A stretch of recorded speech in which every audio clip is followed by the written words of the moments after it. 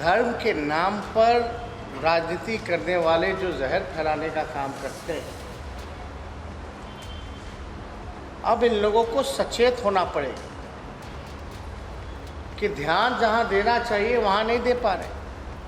अब बेरोजगारी की ऐसी स्थिति बन रही है, महंगाई है, बेरोजगारी है, गरीबी है, लाचारी है, बीमारी है, अशिक्षा है, इस तरह का जो माहौल जो पैदा हो रहा है, जहाँ पलायन बढ़ता जा रहा है,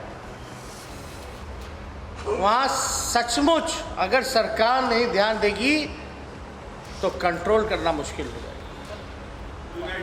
तो इसलिए जो रियल इश्यूज हैं, जो रियल मुद्दे हैं, सरकार को उस पर फोकस करना चाहिए। लोकतंत्र में इस विषय पे डिबेट करने की आवश्यकता है। कैसे अगर सचमुच समस्या है तो इस समस्या का क्या निदान होना चाहिए। लेकिन सवाल तो ये पैदा होता है कि चाइना इतनी बड़ी आबादी के बाद भी बहुत चीज़ों में भारत से आगे क्यों है, इस पे क्यों नहीं चर्चा की जाती है। कहाँ चाइना, कहाँ भारत। चाइना का दूसरी तरफ हिम्मत भी देखिएगा, भारत में घुस गया और लोग यहाँ हाथ पे हाथ धरे बैठे।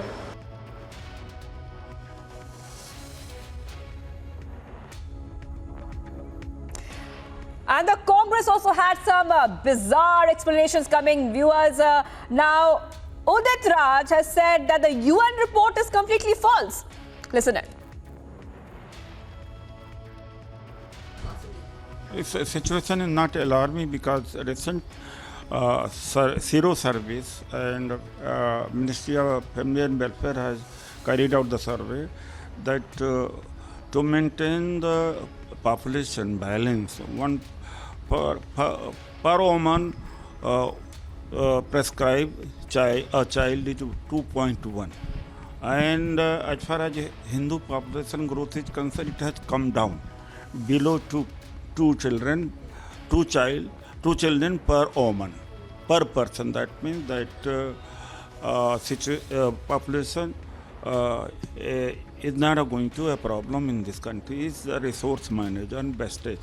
And as far as Muslim population is concerned, that is also within the limit prescribed.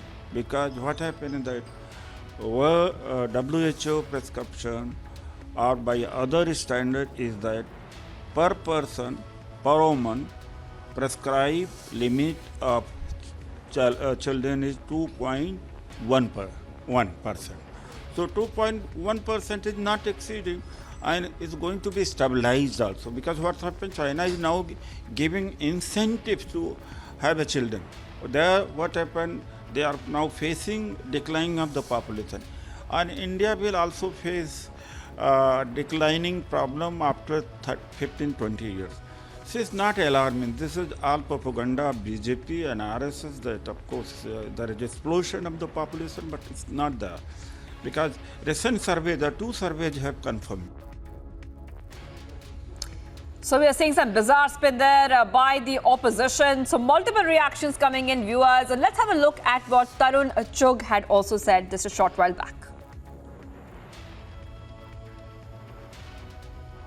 Owaisi साहब, ठीक है, आपका बिल्कुल सही कहना है कि स्पीकर हाउस का चेयरमैन होता है, लेकिन मत भूलिए प्रधानमंत्री हाउस का नेता होता है, लीडर ऑफ द हाउस।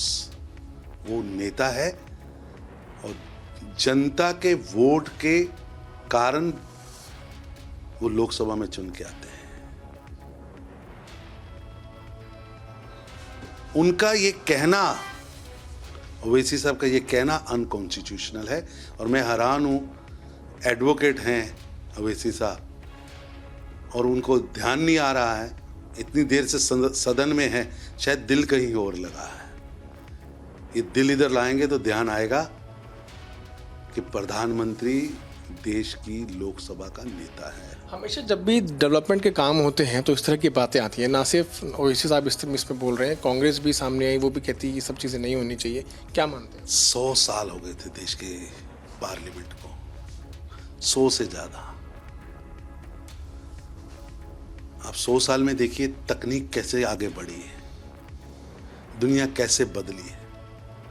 आप पुराने इंस्ट्रूमेंट्स को लेकर कब तक आगे बढ़ पाएंगे। देश को नीड थी और कई सालों से नीड्स के बारे में लिखा जा रहा था, लेकिन निर्णय कौन ले।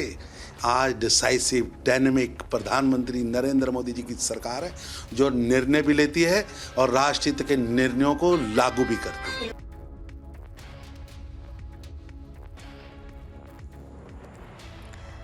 All right, so we are hearing a couple of reactions, and just let's tell our viewers that this is coming in after the UN report which said that the population of India will overtake China in the year 2023. We're also getting a reaction coming in from Danish Azad. The UP Minority Affairs Minister has spoken. Listen in.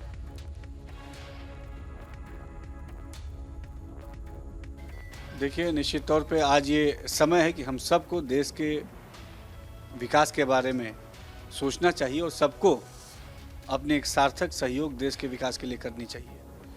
और जनसंख्या जो है ये बहुत ही महत्वपूर्ण issue है, और सही प्रोपोर्शन में जनसंख्या रहेगी तो निश्चित तौर पे जो सरकार समाज के उत्थान के लिए, आम जनमानस के उत्थान के लिए जो योजनाएं लाती है, उन योजनाओं का लाभ सबको मिलेगा।